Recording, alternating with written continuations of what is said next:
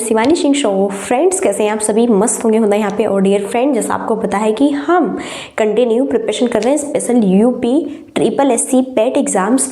और यहीं पर अगर हम बात करते हैं, देखो आपको पता है कि ना जो एग्ज़ाम्स है वो हमारे नज़दीक है। बिल्कुल जी हाँ, ऑब्वियसली आपको पता है कि भैया यहाँ पे बहुत कम टाइम है। ओके सो अब देखो यहाँ पे क्या करना है क्या नहीं करना है एजेटिक, वैसे मैंने सारी चीज़ें आपको पढ़ाई होगी। ओके अब मैं थोड़ा ये कंटिन्यू टेस्ट वेस्ट जो है महा मैराथन जैसे कि 50-50 यहाँ पे जो है क्वेश्चंस की सीरीज चल रही है।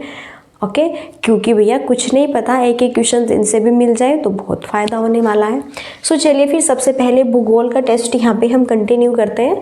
बहुत बेहतरीन, वैसे मैंने आपको ट्रिक से भी और थ्योरी इतनी बेस्ट तरीके से और एमसीक्यू थ्योरी भैया इतनी अच्छी मैंने यहाँ पे आपको इसकी प्रैक्टिस कराई है ना पेट की।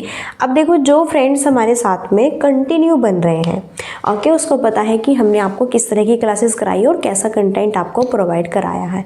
ओके चलो तो स्क्रीन पर देखो क्वेश्चन है कि विश्व का सबसे बड़ा जो मरुस्थल है वो कौन सा है। अब बताना है विश्व का सबसे बड़ा जो मरुस्थल है कौन सा है।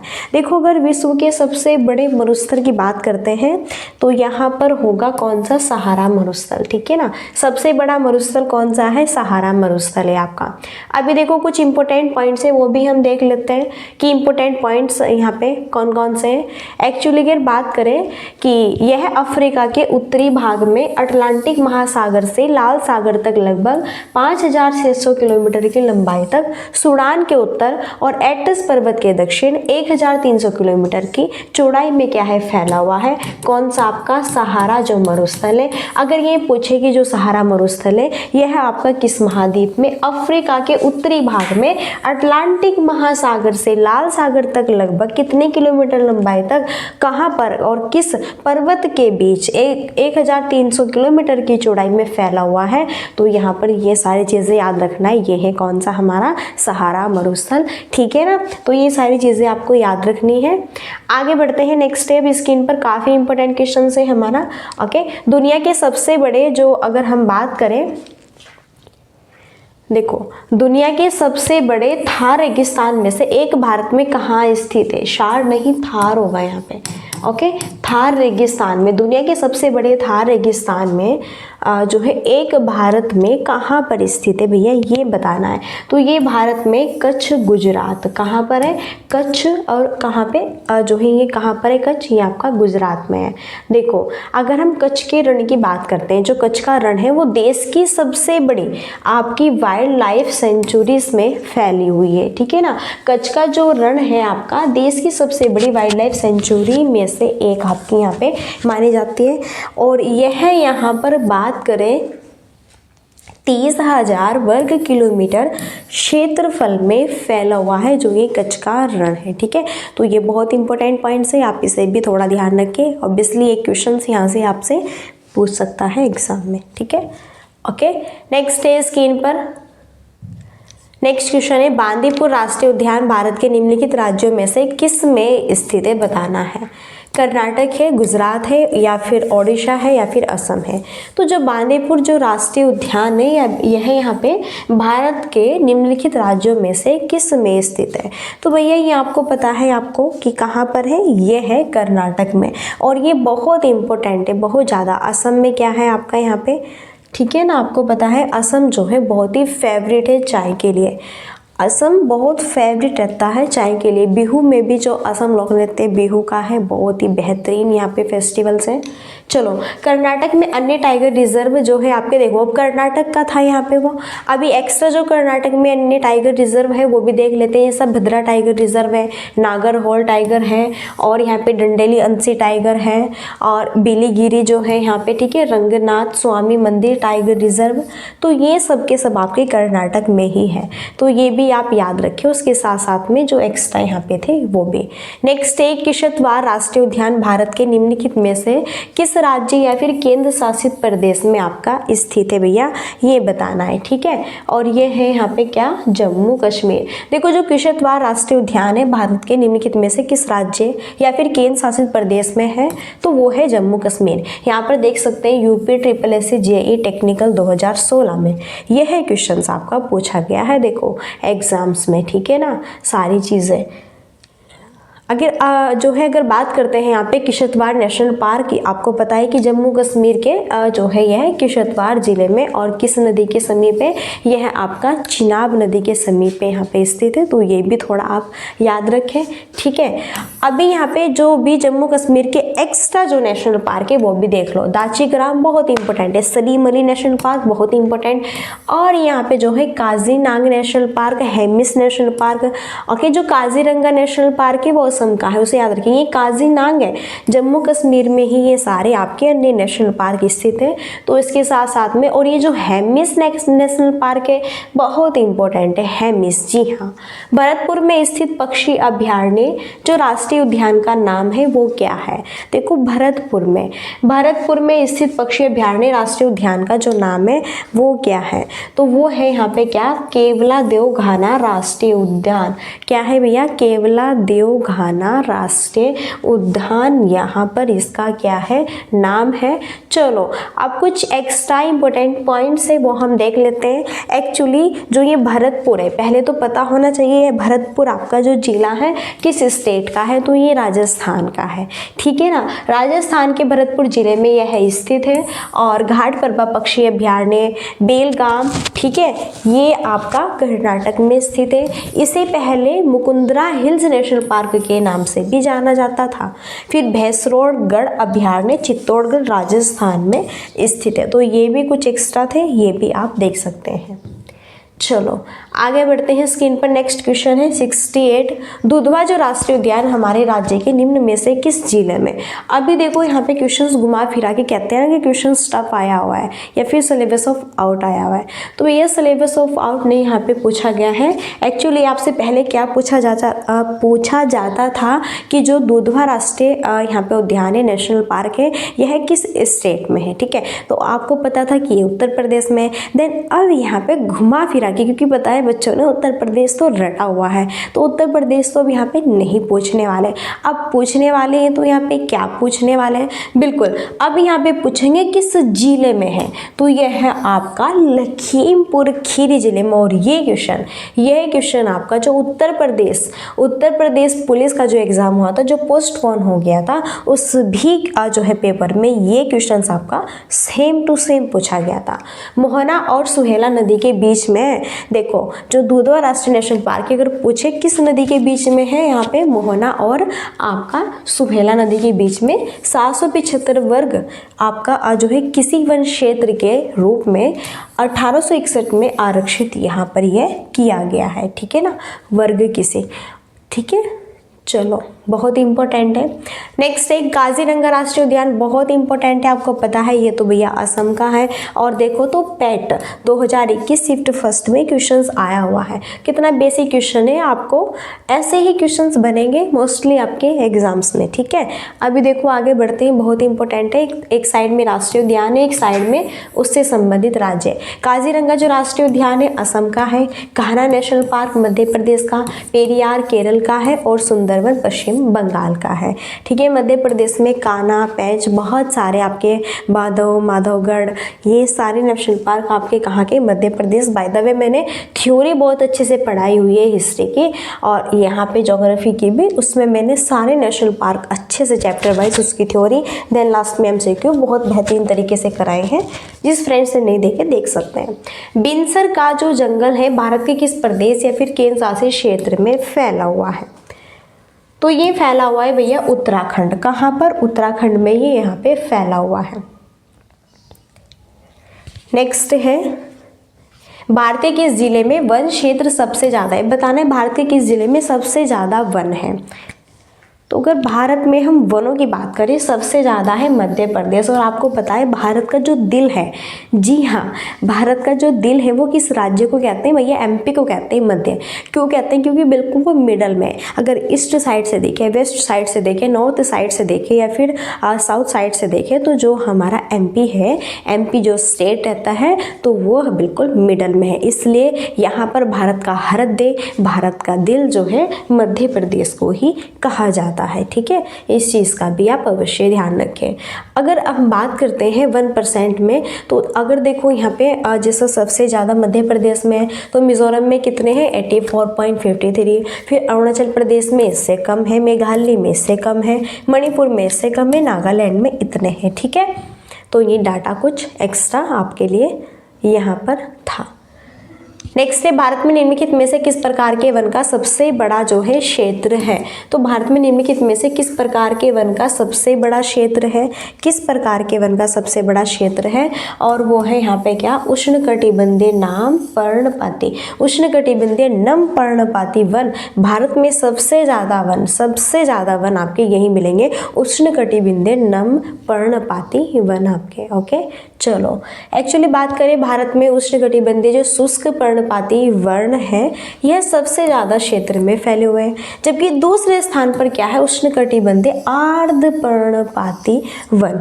ओके, सेकंड स्थान पर, फर्स्ट स्थान पर उष्णकटिबंधीय शुष्क पर्णपाती वन, और यहाँ पे फिर है आर्द्र पर्णपाती, ये आपके जो है सेकेंड नंबर पे है। ओके, तो ज्योग्राफी का टेस्ट तो यहाँ पे फिनिश हुआ। अभी यहाँ पे भारतीय राष्ट्रीय आंदोलन का जो है टेस्ट है, और इस टेस्ट की अगर हम बात करते हैं बहुत इंपॉर्टेंट है, मोस्टली यहाँ से क्वेश्चंस आपके बनेंगे, ठीक है। इसलिए वैसे मैंने थ्योरी व्योरी इसकी सारी चीज़ें कंप्लीटली सब कुछ कराया हुआ है, लेकिन फिर भी कुछ क्वेश्चंस है जो कि देख लेते हैं, जो कि यहाँ पर ये आपके स्पेशल यूपी ट्रिपल एससी के प्रीवियस क्वेश्चंस पेपर है, तो उनको भी हम सॉल्व करते रहेंगे टाइम पर, जब तक 2-4 दिन बचे हुए हैं यहाँ पे, ठीक है। 8 अप्रैल 1929 को भगत सिंह और ब्लैंक ने केंद्रीय विधानसभा में एक बम फेंका। उद्देश्य जैसा कि उनके पत्रक ने समझाया था, मारना नहीं था बल्कि बहरे को सुनाना था और विदेशी सरकार को उसके कठोर शोषण की याद दिलाना था। सुखदेव ने, राजगुरु ने, बीके दत्त ने या फिर चंद्रशेखर आजाद ने, किसने फेंका था? तो ये बीके दत्त ने फेंका था 8 अप्रैल 1929 को भगत सिंह और, ठीक है, बीके दत्त ने। देखो इसमें भगत सिंह इंक्लूड थे और यहाँ पे बीके दत्त इंक्लूड थे। इन दोनों ने केंद्रीय विधानसभा में ना एक बम फेंका था। इसका उद्देश्य इसलिए था कि यह उनके पत्र ने समझाया था, मारना जो है नहीं था, ठीक है, बल्कि बहरे को सुनाना था। ये इस तरह की कंडीशन से यहाँ पे बीके दत्त और भगत सिंह ने मिलके सोची थी। अभी यहाँ पर अगर बात करते हैं पब्लिक सेफ्टी बिल पास होने के विरोध में, तो देखो जब आपका पब्लिक जो यहाँ पे सेफ्टी बिल है जब ये पास हो गया था, देन उसके बाद फिर 8 अप्रैल 1929 को भगत सिंह और यहाँ पे जो है बुटकेश्वर दत्त यानी कि बीके दत्त ने दिल्ली में सेंट्रल लेजिस्लेटिव असेंबली में खाली बेंचों पर क्या फेंका था? आपका बम फेंका था, ठीक है ना। इनका उद्देश्य था उसके पीछे के रीजंस को जानना, सारी चीज़ें क्लियर आउट करना। देन आगे नेक्स्ट है, अभी बात करते हैं नेक्स्ट वर्ष 1910 में जो है मध्य भारत में निम्नलिखित में से कौन सा विद्रोह शुरू हुआ था? कोलस है, संथाल है, बस्तर है या फिर वर्ली है? कौन सा विद्रोह शुरू हुआ था? बस्तर विद्रोह शुरू हुआ था। बहुत इंपॉर्टेंट है। अभी ये बस्तर है, ये क्या बला है देखते हैं। एक्चुअली 1910 में अगर बात करें मध्य भारत में, यानी कि मध्य यानी कि बीच में, भारत के जो मध्य मिडल की बात कर रहे हैं, ठीक है, छत्तीसगढ़ में बस्तर विद्रोह शुरू हुआ। तो ये जो बस्तर है कहाँ पे शुरू होता है? छत्तीसगढ़ में। और यह मध्य भारत की बस्तर की रियासत में ब्रिटिश राज के खिलाफ एक आदिवासी क्या था? विद्रोह था। जो बस्तर है पहले याद रखिए कहाँ का है भैया, तो यह है आपका छत्तीसगढ़ में है, ठीक है। तो यह विद्रोह भी छत्तीसगढ़ में बस्तर विद्रोह शुरू हुआ था और यह मध्य भारत की बस्तर की रियासत और यह जो आदिवासी जो यहाँ पर लोग थे, ठीक है, उन्होंने अपने अकॉर्डिंग यहाँ पर, ठीक है, ब्रिटिश राज्य के खिलाफ एक आदिवासी इन्होंने यहाँ पर जो है ये किया था। नेक्स्ट है, निम्नलिखित में से कौन एक जो भारतीय राष्ट्रीय आंदोलन में क्रांतिकारी नेता वो नहीं थे? इनमें से कौन भारतीय राष्ट्रीय आंदोलन में क्रांतिकारी नेता नहीं थे, ये बताना है। कौन नहीं थे भैया? तो यहाँ पर जो है बहुत इंपॉर्टेंट है, गोपाल कृष्ण गोखले, ठीक है, ये नहीं थे। जो गोपाल कृष्ण गोखले महात्मा गांधी की राजनीतिक गुरु थे, ये भी याद रखें। चलो आगे नेक्स्ट है स्क्रीन पर क्वेश्चन, निम्न में से किस शहर में स्वतंत्रता सेनानी चंद्रशेखर आज़ाद ने ब्रिटिश पुलिस द्वारा घेरे जाने पर खुद को गोली मार ली थी? भोपाल, कानपुर, इलाहाबाद और जबलपुर। ठीक है, तो भैया यहाँ पर जो है इलाहाबाद, ठीक है, जो है इलाहाबाद शहर में स्वतंत्रता सेनानी चंद्रशेखर आज़ाद ने ब्रिटिश पुलिस द्वारा घेरे जाने के खुद को गोली मार ली। इन्होंने कहा था कि भैया कभी भी तुमसे नहीं पकड़ा जाऊंगा, नहीं खुद तुम पे मरूंगा तो खुद मरूंगा। ठीक है, तो इन्होंने देखो ऐसा ही किया, पुलिस ने घेरा हुआ था लेकिन फिर इन्होंने खुद अपने आप यहाँ पे जो है अपने आप को गोली मार ली। एक्चुअली स्वतंत्रता प्राप्ति के बाद में आज इलाहाबाद के अल्फ्रेड पार्क का नाम बदलकर शहीद चंद्रशेखर आज़ाद पार्क रखा गया है। तो ये आपके लिए एक करंट अफेयर्स के बेसिस से भी देखें तो भी मोस्ट इम्पोर्टेंट पॉपुलर यहाँ पे क्वेश्चंस रहता है। और ये क्यों रहता है, तो बात करें स्वतंत्रता प्राप्ति के बाद में आज इलाहाबाद में जो अल्फ्रेड पार्क है ना, उसका नाम चेंज करके शहीद जो है चंद्रशेखर आज़ाद यहाँ पे किया गया है। चलिए नेक्स्ट है, निम्नलिखित में से किस क्रांतिकारी द्वारा the philosophy of the bomb नामक प्रसिद्ध लेख लिखा गया है? किसके थ्रू लिखा गया है भैया? तो ये लिखा गया है भगवती चरण बोहरा के थ्रू यहाँ पे। ठीक है, आगे बढ़ते हैं और नेक्स्ट स्क्रीन पर, वर्ष 1904 में किसने क्रांतिकारियों के गोपनीय समिति के रूप में अभिनव भारत का आयोजन किया? देखो अभिनव भारत का आयोजन बहुत इंपॉर्टेंट क्वेश्चन है। तो ये है यहाँ पर क्या आपका वी.डी. सावरकर ने। किसने किया था भैया? वी.डी. सावरकर ने ये आपका यहाँ पे किया था। चलो इसके बारे में एक्स्ट्रा पॉइंट से देख लेते हैं। एक्चुअली 1904 में क्रांतिकारी जो विनायक दामोदर सावरकर, उनके भाई गणेश दामोदर सावरकर और नारायण दामोदर सावरकर ने गोपनीय समिति के रूप में अभिनव भारत समिति का गठन किया। किस ने किया, कब किया, ये भी चीज़ें याद रखें। तो जो ये अभिनव भारत यहाँ पे समिति है, ठीक है, 1904 में आती है आपकी। इस क्रांतिकारी में विनायक दामोदर सावरकर रहते हैं, उसके भाई गणेश दामोदर रहते हैं, नारायण दामोदर सावरकर रहते हैं। इन तीनों ने मिलकर यहाँ पर अभिनव भारत समिति का क्या गठन किया 1904 में। ठीक है, नेक्स्ट है, गदर आंदोलन के नेता कौन थे, ये बताना है। गदर आंदोलन के नेता कौन थे? हरदयाल थे। कौन थे भैया? हरदयाल जो है यहाँ पर आपके रहते हैं गदर आंदोलन के नेता। ठीक है ना। चलो आगे है कुछ इंपॉर्टेंट पॉइंट्स की गदर पार्टी एक्चुअली बात करें, ये गुलाम भारत को अंग्रेजों से स्वतंत्र कराने के उद्देश्य से यहाँ पे एक संगठन बनाया गया था। इसकी स्थापना गदर पार्टी क्यों बनाई गई थी? क्योंकि आपको पता है भारत में पहले अंग्रेज़ों का ही क्या था, राज था। ओके, अपने इंडिया वालों को तो कुछ नहीं समझा जाता था भैया, सबसे ज़्यादा इनका ही चलती थी यहाँ पे। 21 अप्रैल 1913 में सैन फ्रांसिस्को अमेरिका में हुआ था और इस आंदोलन के प्रमुख नेता लाल हरदयाल थे यहाँ पे। ठीक है, नेक्स्ट है क्वेश्चंस। अपराधियों के रूप में नहीं बल्कि एक राजनीतिक बंदियों के रूप में इलाज की मांग करते हुए किस क्रांतिकारी की जेल में 64 दिन उपवास के बाद मृत्यु हो गई? देखो अपराधियों के रूप में नहीं बल्कि एक राजनीतिक बंदियों के रूप में इलाज की मांग करते हुए कौन सा क्रांतिकारी था जो कि 64 दिन तक उपवास के बाद उनकी डेथ हो गई? ठीक है, वो थे कौन? जतीन दास। देखो भैया कैसे कैसे पहले किस तरह के जो है यहाँ पे कार्य होते थे। ठीक है, मुक्त भारत समाज की स्थापना किसने की, ये बताना है। मुक्त भारत समाज की स्थापना तो ये भी की है किसने यहाँ पे? वीर सावरकर ने। ठीक है, चलिए अभी देखो इन्होंने अभिनव भारत और मुक्त भारत समाज इनकी स्थापना की वी.डी. सावरकर ने। ये 1909 में 1857 के विद्रोह पर इन्होंने किताब लिखी, कौन सी? द इंडियन वार ऑफ जो है इंडिपेंडेंस 1857। इसे सुनियोजित स्वतंत्रता संग्राम की संज्ञा दी जाती है। ठीक है, तो भैया जो वी.डी. सावरकर है इनके बारे में बहुत अच्छे इंपॉर्टेंट फैक्ट्स हैं जो कि मैंने बताया और ये क्वेश्चंस बड़ा ही होनहार, बड़ा ही हुंदा बेहतरीन क्वेश्चंस है। आपको मिलान करना है राम प्रसाद बिस्मिल।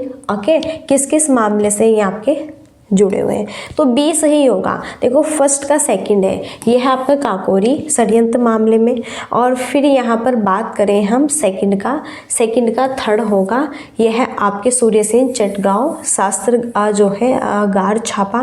फिर थर्ड का यहाँ पे 4 हो जाएगा, ये अलीपुर बम मामले में। और फिर 4 का भगत सिंह आपके लाहौर षड्यंत्र मामले में। ठीक है, इस तरह से इनके क्या है यहाँ पे करेक्ट मिलान है, कौन किस किस मामले से जुड़े हुए थे। ठीक है भैया, चलो अब स्टार्ट होता है भारतीय संविधान का टेस्ट। चलिए फटाफट यहाँ पर हम ये भी देखते हैं, बहुत इंपॉर्टेंट है, बहुत ही इंजॉय ठीक है करने वाले हैं। एक्चुअली भारतीय संविधान के अनुच्छेद 243 ब के अधीन गठित ग्रामीण क्षेत्रों के लिए स्व सरकार की संस्था कौन सी है भैया? तो ये है यहाँ पर पंचायत। कौन सी संस्था है? ये है यहाँ पे पंचायत। ठीक है, नेक्स्ट है 27 अगस्त 2009 को भारत सरकार के केंद्रीय मंत्रिमंडल ने पंचायती राज संस्थाओं यानी कि PRI में महिलाओं के लिए ब्लैंक आरक्षण को मंजूरी दी। कितने आरक्षण को मंजूरी दी थी, कितने %? ये दी थी इन्होंने 50%। ओके, चलिए अभी यहाँ पे देखो भारतीय संविधान का जो 73वां संशोधन होता है तो उसी में पंचायती राज संस्था की बात की गई है, जिसके तहत 243D के महिलाओं के लिए कुल आरक्षित सीटों की संख्या 1/3 सीट आरक्षित की गई है। अगर पंचायत की बात करें तो ये भारतीय संविधान के अनुच्छेद 73 में आपका रहता है। वर्ष 2018 में पंचायती राज में कौन सी जो है सालगिरह मनाई गई है? कौन सी सालगिरह मनाई गई है? 25वीं सालगिरह मनाई गई है, 2018 की बात की गई है। ओके, चलो एक्चुअली पंचायती राज दिवस कब सेलिब्रेट किया जाता है? 24 अप्रैल को पंचायती राज दिवस सेलिब्रेट किया जाता है। तो ये भी कुछ फैक्ट्स है इंपॉर्टेंट, आप इसे भी याद रखें। ओके, आगे बढ़ते हैं नेक्स्ट स्क्रीन पर। नेक्स्ट क्वेश्चन है, प्रतिवर्ष भारत में राष्ट्रीय पंचायती राज दिवस जो है किस दिन को मनाया जाता है? और यह दिन संविधान 73वां संशोधन अधिनियम 1992 के जारी होने का प्रतीक है। तो भी बताया था ना मैंने जस्ट आपको कि भैया 24 अप्रैल। ठीक है जी हाँ। नेक्स्ट है, भारत में महिलाओं के लिए आरक्षण कितना उपलब्ध है? लोकसभा में, राज्य विधानसभाओं में, पंचायती राज निकायों में या फिर इनमें से सभी स्थानों पर? तो यह है पंचायती राज निकायों में महिलाओं के लिए आरक्षण क्या है? उपलब्ध है। नेक्स्ट है, भारत में पंचायती राज स्थापित करने वाले प्रथम जो 2 राज्य थे वो कौन से थे? राजस्थान या यहाँ पे महाराष्ट्र, कौन कौन से थे ये बताना है। तो यहाँ पर थे राजस्थान और आंध्र प्रदेश। कौन कौन से थे? राजस्थान था और भैया यहाँ पे आपका आंध्र प्रदेश रहता है। ओके, ये 2 थे। तो भारत में पंचायती राज स्थापित करने वाले प्रथम 2 राज्य। देखो बात करें कब इनका उद्घाटन किया गया था, तो 2 अक्टूबर आपको पता है 2 अक्टूबर को गांधी जी की जयंती सेलिब्रेट की जाती है। 2 अक्टूबर 1959 ईस्वी को, ठीक है, राजस्थान के नागौर जिले में पंचायती राज का उद्घाटन किया गया। यहीं पे भारत में पंचायती राज के अंतर्गत 3 स्तर शासन जो है व्यवस्था निहित है। आंध्र प्रदेश ने इस योजना को 1959 में क्या किया? लागू किया। ओके, तो ये याद रखना है। नेक्स्ट है, पंचायती राज को पहली बार 2 अक्टूबर 1959 को ब्लैंक किस जिले में पेश किया गया था? तो भैया यह किस जिले में पेश किया गया था? यह किया गया था नागौर जिले में पेश। किस जिले में? नागौर जिले में। ठीक है, नेक्स्ट है, किस राज्य में पंचायती राज प्रणाली नहीं है? किस राज्य में नहीं है? वो है नागालैंड। नागालैंड में, सिक्किम, हिमाचल प्रदेश, गोवा इनमें है, लेकिन भैया नागालैंड में नहीं है। अभी देखो भारत के जम्मू कश्मीर, नागालैंड, अभी नागालैंड ही नहीं और भी स्टेट है जिसमें यहाँ पे जो पंचायती राज है वो लागू नहीं है। ठीक है, अब वो स्टेट और अदर कौन कौन से हैं तो मोस्टली हम वो भी देख लेते हैं, जिसमें कि जम्मू कश्मीर है, नागालैंड, मेघालय और मिजोरम है। इनमें पंचायती राज प्रणाली लागू नहीं है। चलो नेक्स्ट है, किसी ग्राम पंचायत द्वारा उप प्रधान को पद से हटाने के लिए कम से कम कितने पंचायत सदस्यों का समर्थन आवश्यक है? कम से कम कितना? तो यहाँ पे 2/3, 2/3। ओके, नेक्स्ट, निम्न में से क्या पंचायती राज संस्था नहीं है? कौन से नहीं? ग्राम सभा, न्याय पंचायत, ग्राम पंचायत, ग्राम सहकारी संस्था। तो यहाँ पर है ग्राम सहकारी संस्था। बाकी ये सब आपकी पंचायती राज संस्था, आपको बताए 3 स्तर में यहाँ पे डिवाइड की जाती है, ग्राम सभा, ग्राम पंचायत और न्याय पंचायत। पंचायती राज प्रणाली के क्या है? ये अंग है। बहुत इंपॉर्टेंट है, पूछा जा सकता है पंचायती राज प्रणाली के अंग कितने हैं? 3 हैं। कौन कौन से हैं? 4 ऑप्शन दे देगा, गुमराह करेगा, आपको भटकाएगा, तो भटकना नहीं है। अब सामान्य विज्ञान फटाफट टेस्ट यहाँ पे हम कर लेते हैं साइंस से रिलेटेड, देन बहुत इंपॉर्टेंट है, मोस्ट इंपॉर्टेंट। अभी देखो 112 यहाँ पे क्वेश्चन की बात करते हैं। भारत में पाए जाने वाला कौन एक गैर जो है धात्विक खनिज है? कौन एक गैर यहाँ पे धात्विक खनिज है, ये बताना है। तो वो है क्या? यहाँ पे पायरोफाइलाइट। और देखो ये क्वेश्चंस भी आया हुआ है। एक्चुअली जो भारत में बॉक्साइट और क्रोमाइट का सबसे ज़्यादा जो उत्पादन होता है ओडिशा में होता है, और हेमेटाइट यह लोहे का एक क्या है? अयस्क है। तो भारत में बॉक्साइट और यहीं पे जो है आपका क्रोमाइट, ठीक है, इनका सबसे ज़्यादा उत्पादन कहाँ पे होता है? ओडिशा में होता है। तो ये भी आप याद रखें, पूछा जा सकता है एग्जाम में। नेक्स्ट है जो है कार्नालाइट किस धातु का क्या है? अयस्क है। कार्ना जो लाइट है किस धातु का अयस्क है? तो ये है आपका पोटेशियम धातु का अयस्क, ठीक है। चलो, एक्चुअली अगर हम यहाँ पे कार्नाइट की बात करते हैं तो उसका सूत्र आपके सामने है, देखो KMg जो है C6H2O, ओके। पोटेशियम धातु का अयस्क है, जबकि जो मैग्नीशियम के अयस्क है वो आपके मैग्नीसाइट और डोलोमाइट और एम्पस साल्ट है, ओके। चलिए नेक्स्ट है, किसके प्रयोग के जरिए धातु की उच्च शुद्धता प्राप्त की जा सकती है? किसके थ्रू? यहाँ पे जो है डी ऑप्शन राइट होगा, विद्युत अपघटनी न्यूनीकरण, ओके। चलो नेक्स्ट, कैलामाइन का एक अयस्क है, टीन है, मैग्नीशियम में, जस्ता है, तांबा है। कौन सा है यहाँ पे? वो है जस्ता, ठीक है ना। चलिए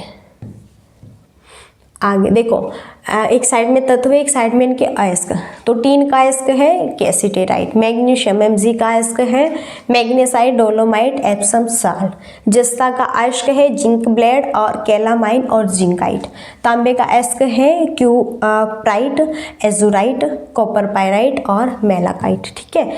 तो भैया साइंस में ना ऐसे हेटपटेसन नाम है, तो थोड़ा याद कर लीजिए, ठीक है। आपको बताइए कि ऐसे हेटपटेसन नाम ही रहते हैं इसमें साइंस में, बड़ा ही। एल्यूमिनियम के सबसे महत्वपूर्ण अयस्क का नाम बताना है। एल्यूमिनियम का सबसे महत्वपूर्ण अयस्क कौन सा है? जी हाँ, और वो है क्या? बॉक्साइट। क्या है भैया? वो है यहाँ पे बॉक्साइट।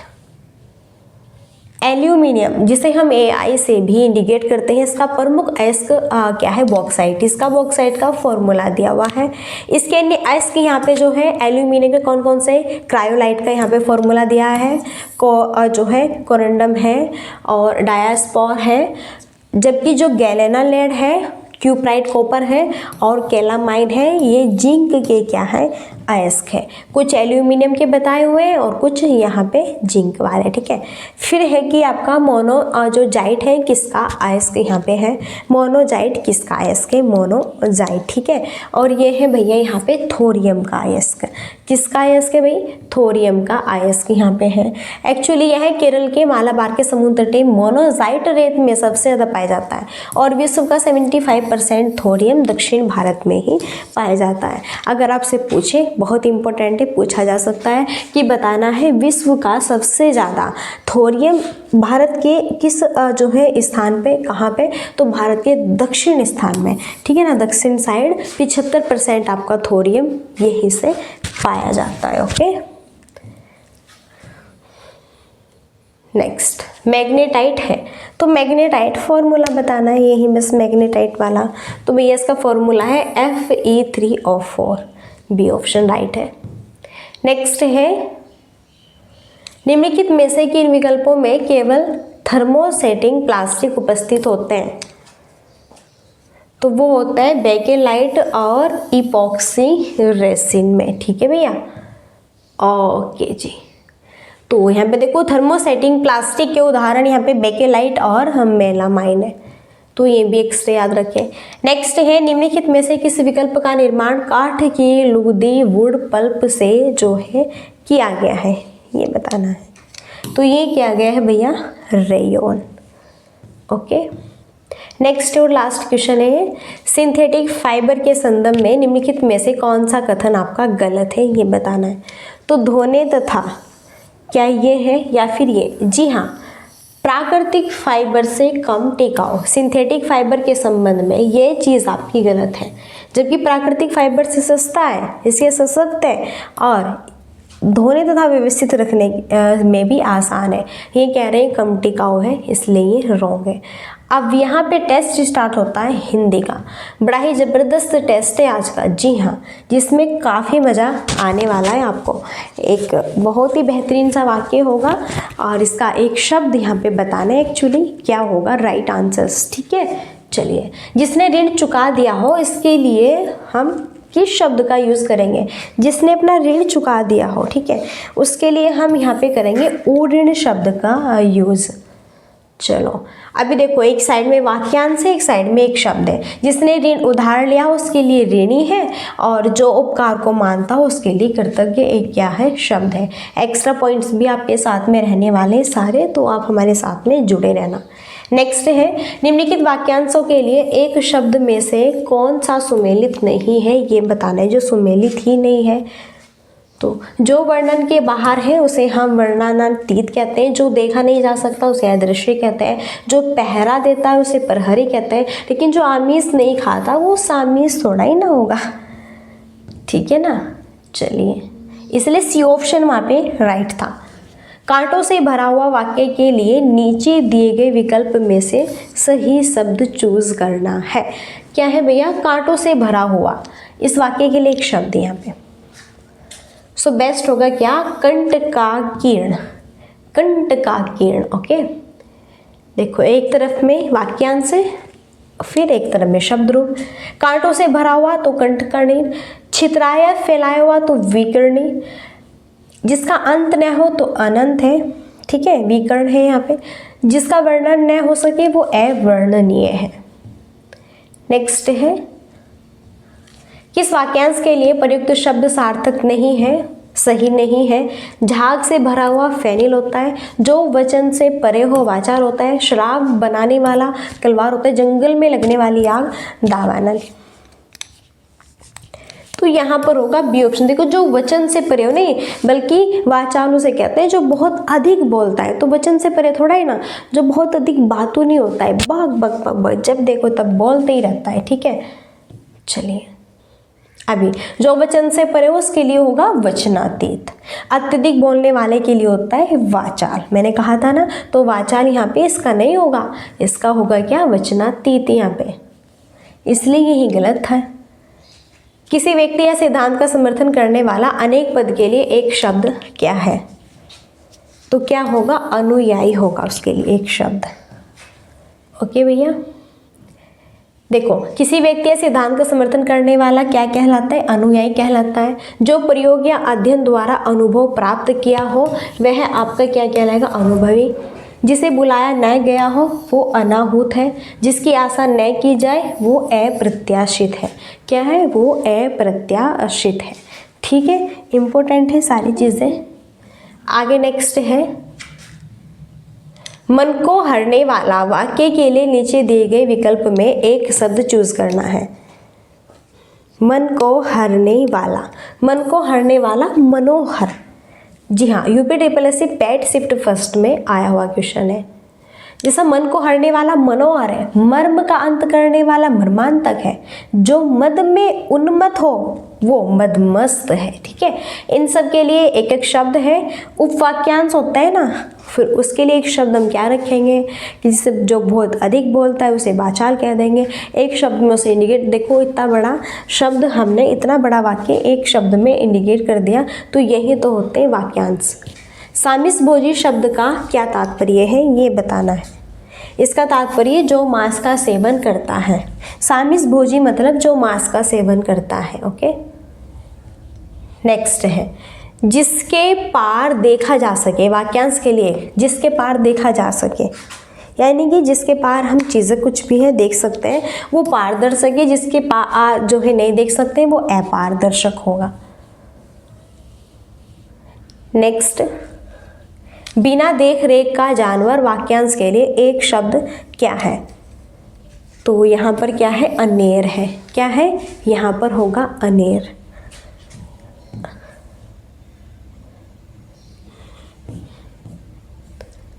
चलिए नेक्स्ट है और ये लास्ट है, जो मुश्किल से प्राप्त हो उसे क्या कहते हैं? जो मुश्किल से प्राप्त हो उसे क्या कहते हैं? दुर्लभ कहते हैं। जो मुश्किल से प्राप्त हो भैया उसे क्या कहेंगे? दुर्लभ कहेंगे।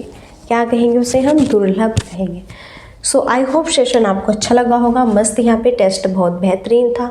देखो, जो प्राप्त नहीं हुआ वो अलभ्य है, जो मुश्किल से प्राप्त हो वो दुर्लभ है, और जो आसानी से प्राप्त हो वो सुलभ है, और जो लांघा ना जा सके वो अलंघ्य है। ओके, सारे याद रखने हैं। और ये मेरा ही सेशन है यहाँ पे यूपी ट्रिपल एससी पेट क्लासेस 2025 10 दिन 10 माह मैराथन फटाफट, जिसमें ये सारी चीज़ें इंक्लूड है। मस्त क्लास है। और लास्ट क्वेरी तो हमारी यही रखती है, लाइक एंड शेयर सब्सक्राइब की।